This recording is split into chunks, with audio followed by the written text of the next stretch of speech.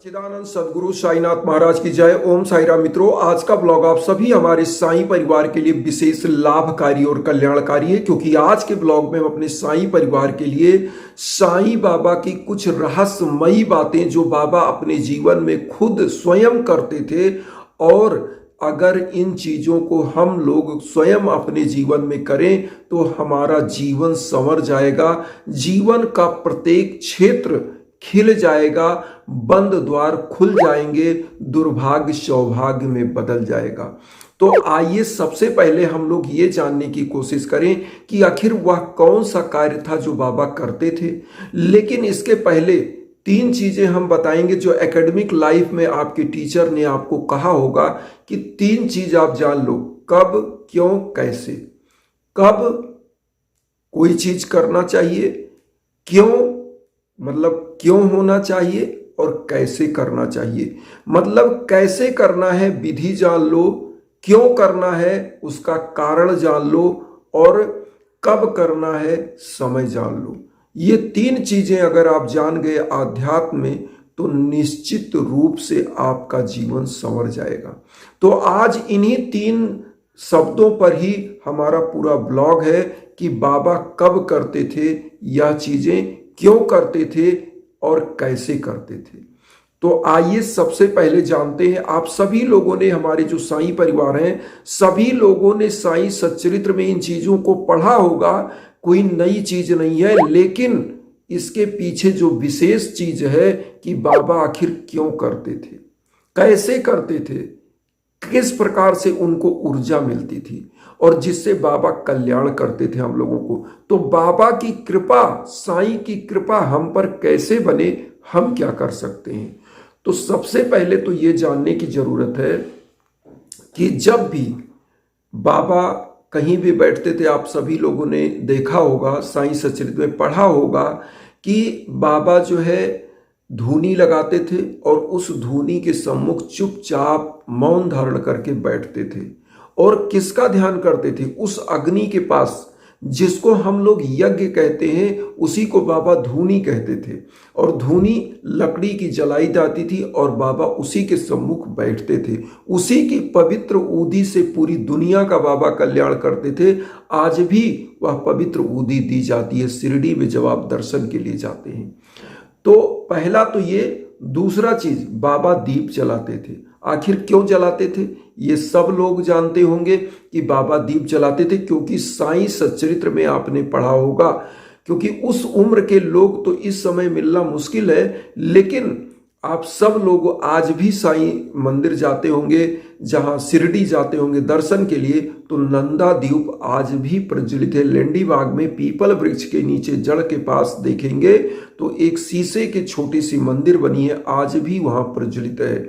और बाबा द्वारका माई में एक दीप प्रज्वलित करते थे, 4-5 घरों से तेल मांगते थे और उसी तेल के द्वारा दीप प्रज्वलित करते थे। आखिर क्यों प्रज्वलित करते थे इसका भी हम बताएंगे, लेकिन बाबा इन चीजों को स्वयं अपने जीवन में करते थे। तो मैं आप सभी लोगों को आज यह बताना चाहूंगा कि बाबा जो चीजें करते थे उसके पीछे का रहस्य क्या है और कैसे बाबा खुद ऊर्जा लेते थे और लोगों का कल्याण करते थे। तो बाबा की कृपा दृष्टि कैसे बने हम लोगों के ऊपर, जो हम एक तुच्छ प्राणी है, जो हम अज्ञानी है, अबोध है, तो हमारे जीवन में कैसे बाबा की कृपा है, इन्हीं चीजों को आज हम आप लोगों से बताना चाहते हैं, शेयर करना चाहते हैं।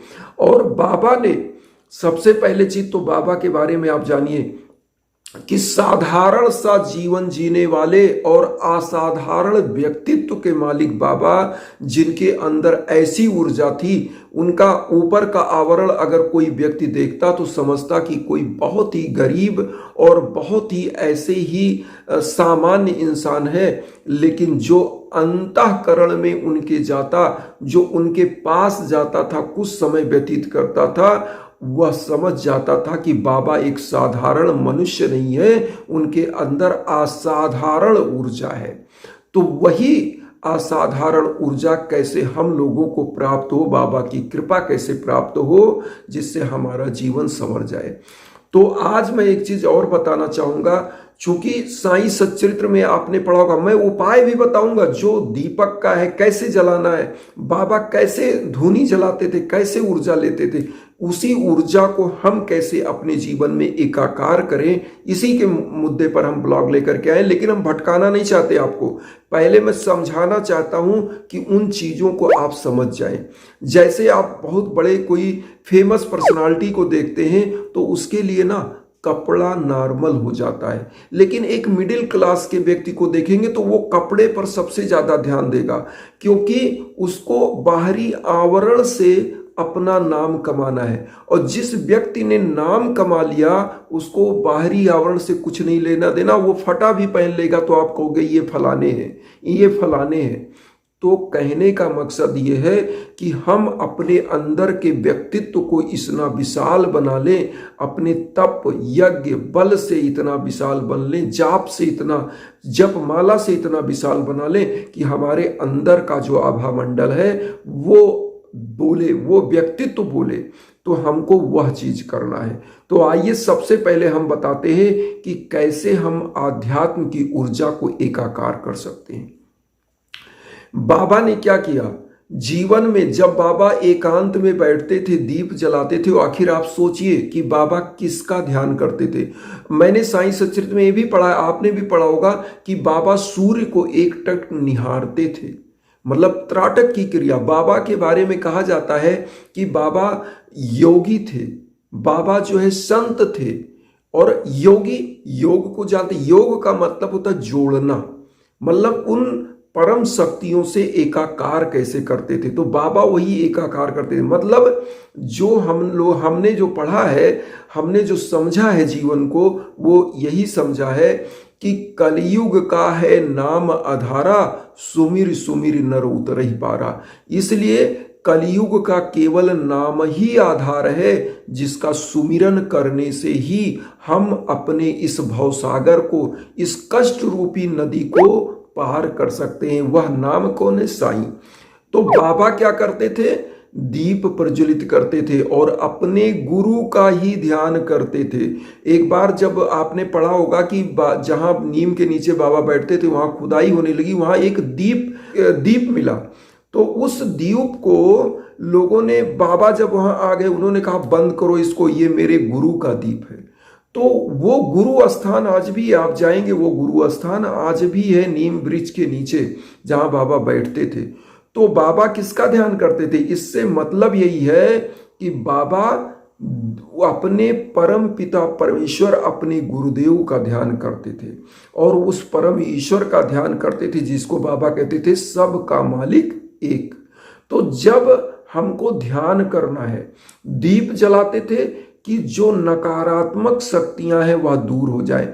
हम अपने हर ब्लॉग में आप लोगों को यही कहते हैं कि एक दीप जरूर प्रज्वलित करिए। क्यों? क्योंकि दीप एक ऐसा चीज है जो आपकी नकारात्मक ऊर्जाओं को, आपके घर की नकारात्मक ऊर्जाओं को, आपके घर के वास्तु दोष को दूर करता है। तो इन चीजों को आप समझिए कि जब भी पूजा करें एक दीप जरूर प्रज्वलित करें। साईं की कोई भी पूजा करें, किसी भी देव की पूजा करें, क्योंकि हमारे यहाँ सनातन परंपरा से लेकर के और आदि से अंत तक दीप को बहुत ही महत्व दिया गया। आज भी दीप जलाया जाता है। तो मैं यही कहूंगा कि एक दीप जरूर जलाइए, क्योंकि हमारे साईं भी जलाते थे। तो एक तो वो हो गया। धूनी क्या है? यज्ञ याजन हवन पूजन। आपको जब भी मौका मिले, कहते हैं सुत दारा और लक्ष्मी पापी घर भी होए, संत समागम हरि कथा तुलसी दुर्लभ दोए। मतलब दूध पूत और लक्ष्मी तो पापियों के घर भी होती हैं, लेकिन संतों की कथा, हरि का नाम का जप, हरि कीर्तन, यज्ञ याचन दुर्लभ घरों में हो पाता है। तो इसलिए प्रभु का नाम स्मरण करना है, यज्ञ याचन कराना है। अपने कहीं भी जीवन में कोई कष्ट आए तो उसके लिए यह चीज होता है। अब आता है कि बाबा जो भी मांग कर लाते थे वह दीन दुखियों गरीबों में बांटते थे। मतलब दान दक्षिणा। अब यहां पर कबीरदास जी ने लिखा है कि नाव में बाढ़े पानी, घर में बाढ़े दाम, दोनों हाथ उलझिए यह सयानो काम। मतलब जिस प्रकार से नाव में पानी अगर बढ़ रहा है, कील के बराबर छेद हो जाता है, और उसी प्रकार से अगर घर में दाम मतलब धन का बढ़ोतरी हो रहा है तो दान करते रहना चाहिए। इसीलिए कहा है ना, नाव में बाढ़े पानी, घर में बाढ़े दाम, दोनों हाथ उलझिए यह सयानो काम।